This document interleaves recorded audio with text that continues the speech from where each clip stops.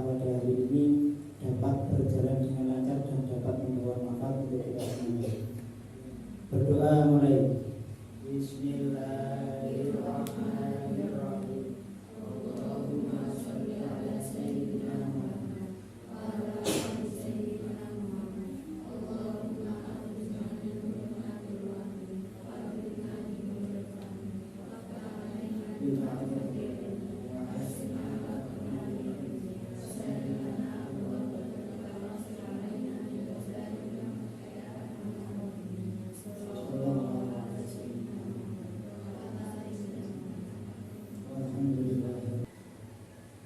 Ahmad Fakih hadir, kemudian Muhammad Hilmi Aska hadir, Muhammad Sukron hadir, Tahir Bagas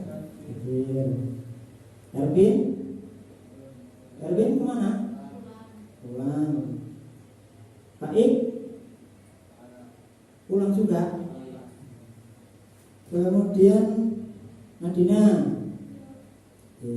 Nesa nggak ada, Noviana, Justin. Ya, apa yang sudah kamu pelajari pada materi yang sebelumnya? Masih ingat nggak yang kemarin kita belajar apa? Apa yang pertama? Algoritma. Yang kedua? Apa? Flowchart. Flowchart itu adalah teknik penulisan algoritma. Jadi kemarin ada teknik penulisan algoritma, ada berapa? Masih ingat apa enggak? Ada berapa? 3. Yang pertama apa? Bahasa apa kemarin, ayo? Bahasa natural, atau kalau kita ya bahasa Indonesia. Yang kedua yang campuran itu loh. Ada bahasa Indonesianya, ada bahasa pemrogramannya, namanya dapat atau dapat, bahasa Inggrisnya dapat. Kemudian yang 3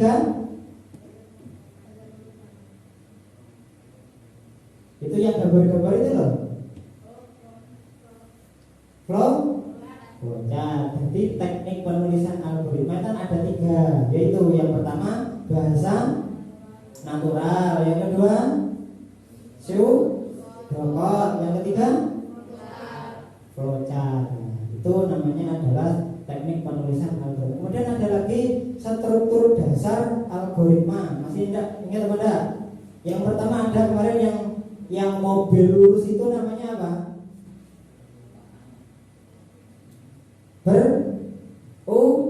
Berurutan. Nah, hari ini kita belajar yang kedua, yaitu belajar tentang struktur kontrol percabangan.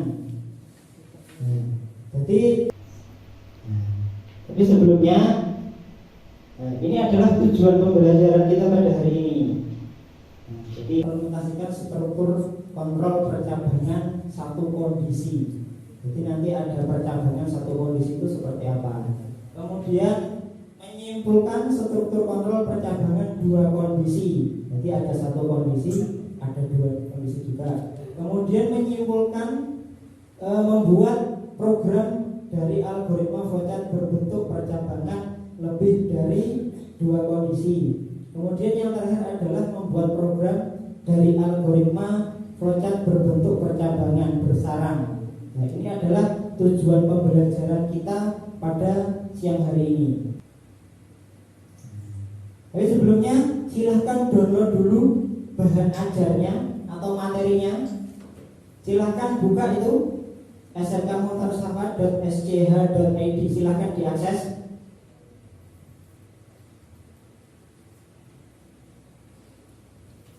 Buka browsernya, silahkan akses.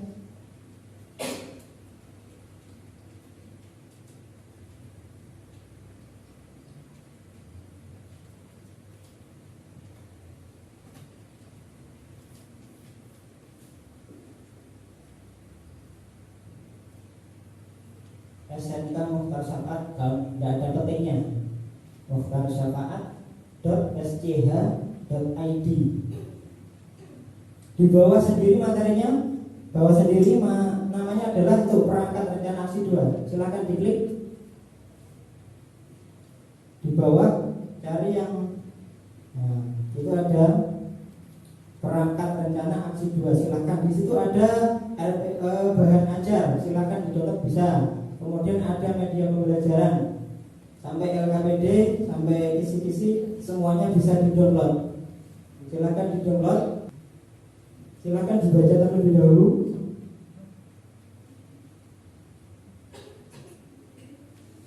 Yang perempuan sudah?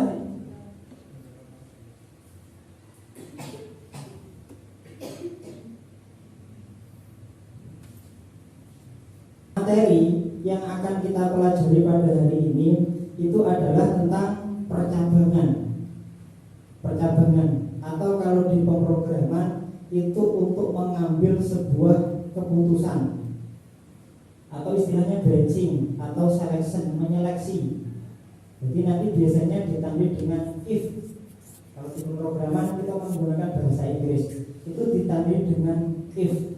Entah itu di Visual Basic, entah itu di Java atau di PHP. Nanti kalau belajar PHP di kelas selanjutnya itu nanti akan ditandai dengan if. Atau kalau bahasa Indonesianya jika. Jadi ada jika berarti kalau ada jika itu pasti ada yang namanya seleksi. Namanya adalah struktur kontrol percabangan. Struktur kontrol yang digunakan untuk memutuskan kode program mana yang akan dikerjakan berdasarkan suatu kondisi tertentu. Jadi nanti kalau di bahasa pemrograman itu kan ada menyeleksi sebuah permasalahan. Jadi jika nanti kondisinya A, berarti hasilnya apa? Ini saya contohkan gini. Jika kamu harus membayar uang sekolah tapi kamu belum mempunyai uang, apa yang kamu lakukan? Pernyataan. Oh, kalau di sini pernyataan ya. Pernyataan. Cara lain mungkin. Jadi misalkan deadline pembayaran di pondok itu maksimal tanggal 20. Sekarang sudah misalkan tanggal 19. Kalian belum dapat kiriman, dijanjini besok sama orang tuanya. Sampai tanggal 20 sampai siang belum ada kabar, belum dapat kiriman. Padahal tanggal 20 adalah hari terakhir pembayaran dan itu wajib dibayar. Nah, jika belum punya uang berarti kalian kan harus berpikir mencari uang, mencari cara. Kalian mencari uang di pondok, mencari cara supaya dapat dispensasi lah bahasanya, dan supaya dapat dispensasi. Nah, itu adalah contoh-contoh sebuah kondisi pemecahan masalah. Jika belum punya uang, bisa mungkin yang pertama pinjam temannya. Ya udah, kalau memang sudah dapat ya sudah, berarti kan kondisinya akan berhenti di situ. Ini yang pertama adalah contoh percabangan satu kondisi. Jadi satu kondisi, coba itu sekalian dilihat di bahan ajarnya. Percabangan satu kondisi digunakan untuk mengantisipasi kondisi yang terjadi saat jalannya program dan menentukan tindakan apa yang akan diambil sesuai dengan kondisi. Ini satu kondisi. Jadi yang dibaca cuma satu kondisi aja dulu, yang lain belum. Nah, ini kalau sintaknya, kalau nanti sintak di Visual Studio-nya itu seperti ini. If kondisi itu adalah ya misalkan jika Bagas dapat nilai 90, itu namanya adalah kondisinya. Nah, statement ini adalah mungkin hasilnya. Jika Bagas itu mendapat nilai 90, maka mungkin sama orang tuanya dikasih HP, dikasih hadiah mobil atau apa. Nah, itu namanya adalah statement. Jadi sintaknya adalah seperti ini. Ini satu kondisi. Nah, di pemrograman apapun, khususnya di VBNet ini atau Visual Studio 2010 ini nanti, ini ditandai dengan if then. If itu kan bahasa Indonesia apa? Jika. Then maka. And if ini adalah sebagai penutupnya dari if. Jadi kalau di Visual Studio itu ada skrip pembukanya, ada skrip penutupnya. Nah, jika Bagas mendapat nilai 10, maka gitu loh cara bacanya. Kalau di program seperti ini, maka dapat apa gitu. Nah, ini sintak dasarnya seperti ini. Nah, kalau digambarkan di flowchart itu seperti ini. Masih ingat enggak? Ini gambar apa? Gambar apa yuk? Wajib. Masih ingat enggak kemarin? Waktu gambar flowchart kemarin, ayo coba browsing simbol flowchart yang seperti ini untuk membaca sebuah kondisi. Ini simbol apa ini? Simbol apa yang digunakan?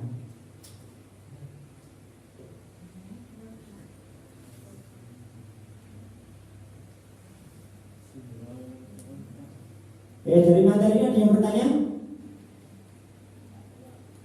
Ayo, Bagas apa?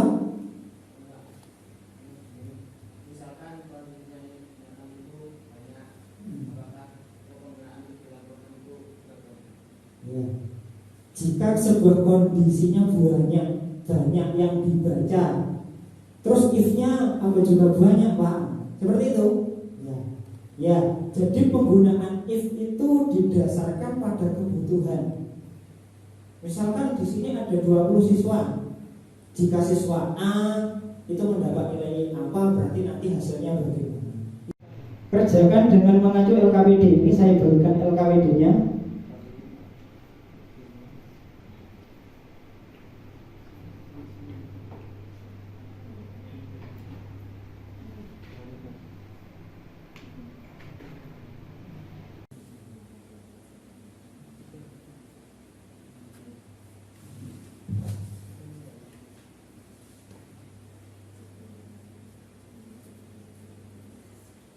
Jangan lupa diisi semuanya. Jadi dibagi, yang satu mengerjakan flowchart, yang satu membuat program. Jadi kelompoknya biar bekerja semuanya. Jadi dibagi.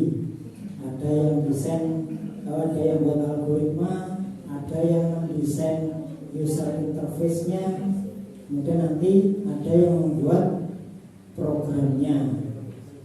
Oke, sudah berapa persen pengerjaannya?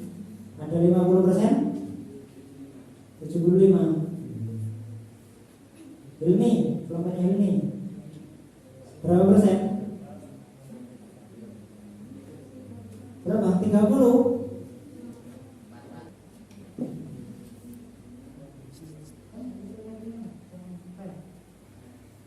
Silakan kamu menginput angka sampai 10 kali di masing-masing penginputan. Kira-kira hasilnya apa, silakan dicatat. Buat angkanya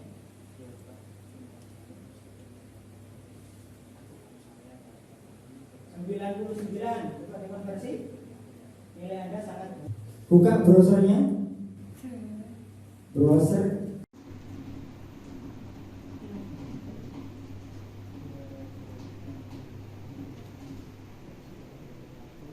Silahkan menyimpulkan kegiatan pada hari ini. Pembelajarannya maksudnya materi yang sudah didapat itu seperti apa. Pertemuan yang akan datang kita akan belajar materi struktur kontrol perulangan. Marilah kita berdoa terlebih dahulu. Semoga kegiatan pembelajaran kita dapat membawa manfaat untuk kita semuanya. Berdoa mulai. Bismillahirrahmanirrahim.